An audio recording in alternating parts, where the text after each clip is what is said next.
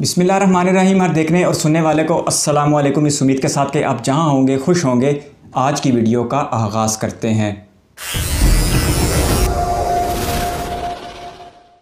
Global analysis. Quad, America, Australia, Japan और India का इत्तेहाद। दूसरी तरफ रशिया और चाइना। बिल्कुल दुनिया में यही दो ग्रुप हैं। एक्टिव पर्सनस भी तकरीबन बराबर। रिज़र्व में 30 लाख क्वाड का और 25 लाख इन दोनों का। ज़बरदस्त। कम्बैक्ट टैंक 11,644 क्वाड के और 36,000 चाइना और रशिया के। ये तो ज़्यादा हैं, बल्कि बहुत ज़्यादा हैं। हालांकि इस तरफ 4 मुमालिक का ताउन है और इस तरफ 2 मुल्क हैं।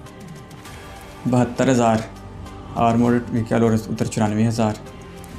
APC 25,000 से ज़्यादा और 19,000 से ज़्यादा। MRAP 11,893 क्वाड की और 14,630 रशिया और चाइना की। ये भी इन दो मुल्कों की ज़्यादा है और इनकी कुर्बतें भी ज़्यादा हैं। ये क्वाड का तो एक गैर फितरती सा इत्तेहाद है। 80,000 के करीब आर्मर्ड गाड़ियाँ क्वाड की और 38,000 चाइना की। कि अमेरिका फिर बचाने आएगा इंडिया को अगर चाइना के साथ कोई मुस्तकबिल करीब में कोई जंग होती है तो। वैसे 1963 या 62 में जो उनकी जंग हुई थी उसमें ऑलरेडी आ चुका है। नहीं तो इंडिया बहुत कुछ गवा चुका था। रॉकेट प्रोजेक्ट 1731 और इधर 6,100 से ज़्यादा। टोटल एयरक्राफ्ट 17,505, 8,000 से ज़्यादा। वैसे अमेरिका ने किसी तीसरी दुनिया से आके इंडिया की क्या मदद करनी है, वो तो ख़ुद अफ़गानिस्तान से बेयारो मददगार गया है।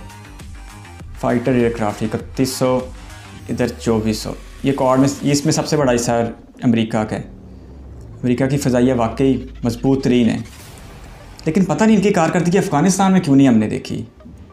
20 साल ये कौन सा मिशन लेके फिरते रहे। जिस चाइना को रोकने के लिए ये आए थे वो फिर भी इनसे नहीं रुक रहा। 5,000 ट्रेनर एयरक्राफ्ट, इधर 880।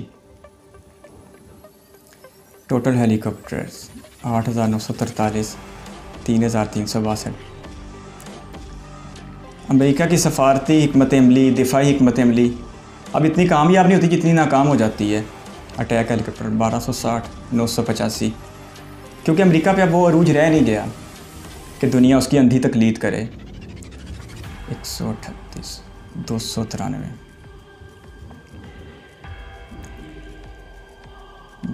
स्लीथ बम्बर 20। ये क्या है, चाइना और रशिया के पास एक भी नहीं है। इन्हें ज़रूरत नहीं पेश आई आज तक। ये भी कोई एयरक्राफ्ट हैं जो 67 हैं क्वाड के पास और 104 हैं रशिया और चाइना के पास। रिकॉनेसेंस एयरक्राफ्ट 156 क्वाड और 38 रशिया और चाइना। वसाइल क्वाड के ही ज़्यादा हैं, कुछ एक मामलात में रशिया और चाइना के भी बेहतर हैं। इलेक्ट्रॉनिक वारफेयर 19 और 28। टैंकर एयरक्राफ्ट जो हवा में ही फ्यूल भर देते हैं 248 हैं क्वाड के पास और सिर्फ 32 चाइना और रशिया के पास। ये भी बहुत थोड़े हैं। ट्रांसपोर्ट एयरक्राफ्ट 1686 क्वाड और 807। ये तो 50% का फ़र्क है। एयरक्राफ्ट कैरियर की बात की जाए तो 12 हैं क्वाड के पास और सिर्फ 3 हैं चाइना और रशिया के पास। क्वाड में ज़्यादातर वसाइल अमेरिका के ही हैं। डिस्ट्रॉयर 143 क्वाड और 68 चाइना और रशिया। फ्रिगेट्स 52, 67 रशिया और चाइना। कॉर्वेट्स 44 क्वाड के और 157 रशिया और चाइना के। ये इनके ज़्यादा हैं रशिया और चाइना के। आबदोज़ें 108 क्वाड की और 132 रशिया और चाइना की। चाइना को आपने जिस तरह बहराई जनूबी चीन में प्रॉब्लम की है तो उसने तो अपनी बहरी ताकत बढ़ानी है। 252 और 109। न्यूक्लियर वेपन इनके पास ज़्यादा है रशिया और चाइना के पास। ये तो रशिया और चाइना के पास ही ज़्यादा, रशिया और अमेरिका के पास ही हैं दुनिया के जो ज़्यादातर हैं। बाकी तमाम ममालिक के पास बहुत महदूद से हैं। हमने एक मिलिट्री कंपैरिजन देखा जिसमें एक साइड पे क्वाड थी जिसमें 4 ममालिक शामिल हैं, जापान, ऑस्ट्रेलिया, इंडिया और अमेरिका। दूसरी तरफ रशिया और चाइना जैसी बड़ी कुव्वतें थी। ज़्यादातर वसाइल में क्वाड आगे है, रशिया और चाइना पीछे हैं। लेकिन ये एक नीम फौजी इत्तेहाद है क्वाड, ये नेटो की तरह ताकतवर तो नहीं है, ना ही इसके मकासद है नेटो की तरह।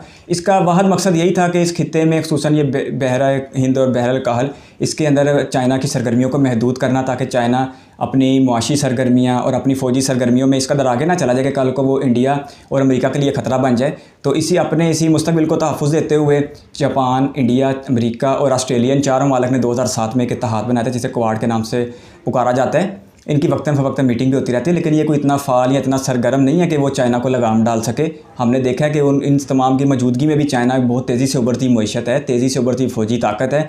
वो जिस तरह हाइपरसोनिक मिसाइलों के तजर्बे कर रहा है और इस तरह अपनी एटमी सलाहियत में इजाफा कर रहा है और इसके साथ अपनी ज़मीनी फ़ौज में इजाफा कर रहा है। और जब जो सबसे बड़ी ख़तरे की बात है वो इंडिया के लिए है, क्योंकि लद्दाख के बॉर्डर पर जिस तरह चाइना की फ़ौज की सरगर्मियाँ बढ़ रही हैं वो इंडिया के लिए यकीनन परेशान करना। पिछले कुछ अरसे में चाइना तेज़ी के साथ अमरीकी इंडिया के इलाकों पर कब्ज़ा कर रहा है और उसने जो नया नक्शा जारी किया आलमी सतह पर, उसमें इंडिया के बहुत से इलाकों को चाइना ने अपना इलाका जाहिर किया है, जो इंडिया के लिए बड़े ख़तरे की बात है। लंबे अरसे के लिए इंडिया के लिए भी मुमकिन नहीं है कि वो लद्दाख के मुकाम पर चाइना को रोक के रख सके, क्योंकि पिछले कुछ अरसे में हमने देखा कि जब चाइना इतनी ताकतवर पोजीशन में नहीं था तो उसको दबाया जाता था, उसकी सरगर्मियों को महदूद किया जाता था।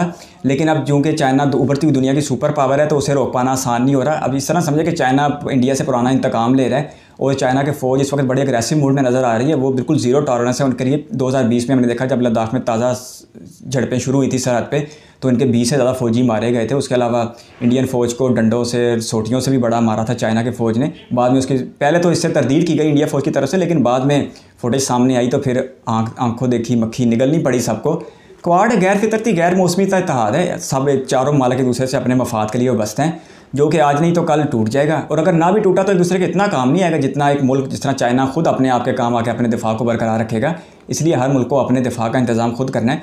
खुसूसन इंडिया जैसे मुल्क को जिसके साथ एक तरफ पाकिस्तान है दूसरी तरफ चाइना है, तो इंडिया को अपने हमसायों के साथ ताल्लुकात बेहतर रखने चाहिए और इसे मस्बत अंदाज में आगे बढ़ाना चाहिए, बजाय कि तीसरी दुनिया में बैठे हुए अपने सबसे बड़े इत्तेहादी अमेरिका को खुश करने के लिए। आने वाले वक्तों में जब इस खित्ते में हालात मुकम्मल तौर पर तब्दील होने हैं, चाइना दुनिया की सुपर पावर बनेगा, रूस भी एक बड़ी पावर के तौर पे मौजूद है, ईरान है, पाकिस्तान है, तो अमेरिका के पास इस खित्ते में अरबियों के चारों मालिक इसराइल और इंडिया के सिवा कोई नहीं रह जाना।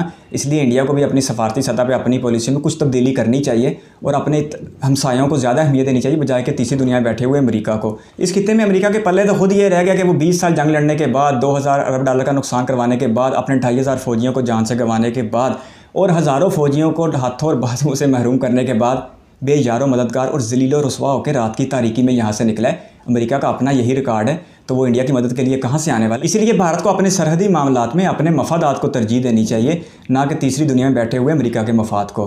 आपका कीमती वक्त का शुक्रिया। अगर आप भी किसी वीडियो पर रिएक्शन चाहते हैं तो अपनी कीमती राय कमेंट बॉक्स में ज़रूर दीजिएगा। अल्लाह हाफिज़।